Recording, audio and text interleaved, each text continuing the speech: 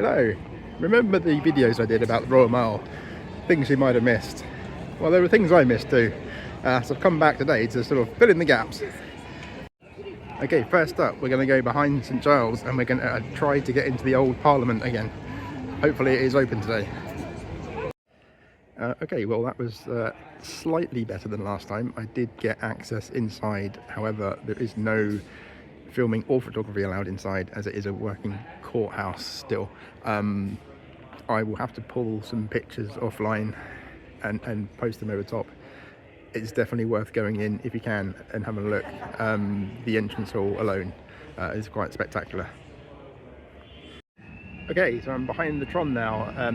There is a fire alarm going off in the hotel, but I'm not too worried. Yeah, so actually a couple of things. First of all, City Cafe. It's worth coming if you like retro kind of stuff. And plus they've got a big Elvis outside. Who doesn't love Elvis? Okay, but the thing I wanted to show you really is across the street here. This plaque. This house belongs to Lionel Richie. It doesn't. This was put up by a comedian during the Fringe one year. Barry Ferns was his name. I'll put the spelling up for you. Yeah, he did it in the middle of the night as a joke. There you go. The promotion of historic buildings. The Society for the Promotion of Historic Buildings. This house belongs to Lionel Richie. I like the fact that it's still here after all these years. Okay, the next thing, just by John Knox's house, the Museum of Childhood. It's worthy of a video all of its own, so I'm not going to video it, but yeah, it's here. It's definitely a good one, that one.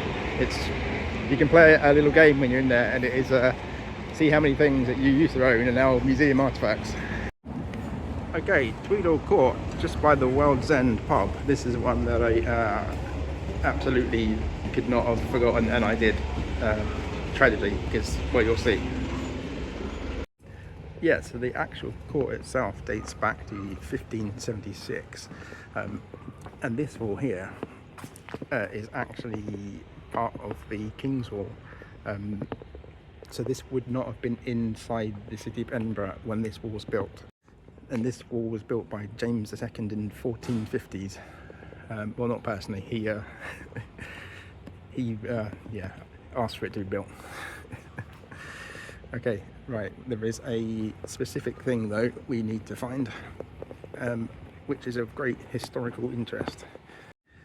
Right. Okay. I think it's this shed just in front of us. It's the thing to see. This is a sedan shed. So the sedan chairs, I will put a picture up, that they used to use. This is where they stored them.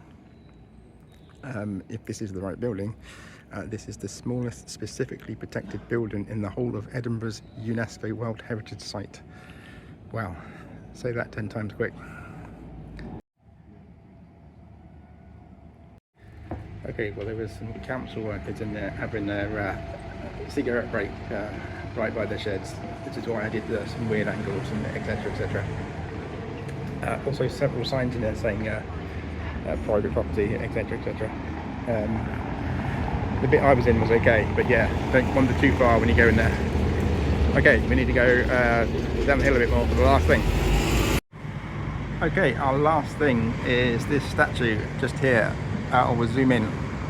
So yeah, this is the Morocco Land statue.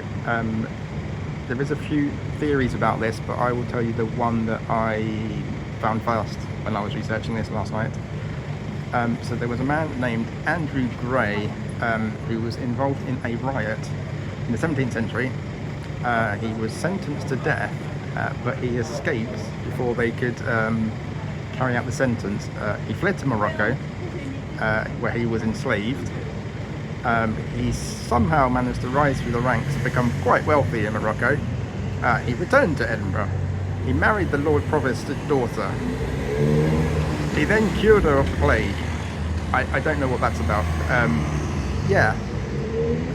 So it's quite a wild story. I'm just giving you the brief highlights, but yes. And so the statue may be of the Emperor of Morocco, who Andrew Gray had dealings with in business. So yeah, that is one of the theories. It's quite bizarre. I mean, it's a cracking story. Sentenced to death, escapes, flees to another country, becomes a slave, escapes that, comes back, marries the Lord's daughter, and then cures her of the plague. That's the ending is a strange one, but yeah, there we go. That's the story of Morocco Land, well, one of them.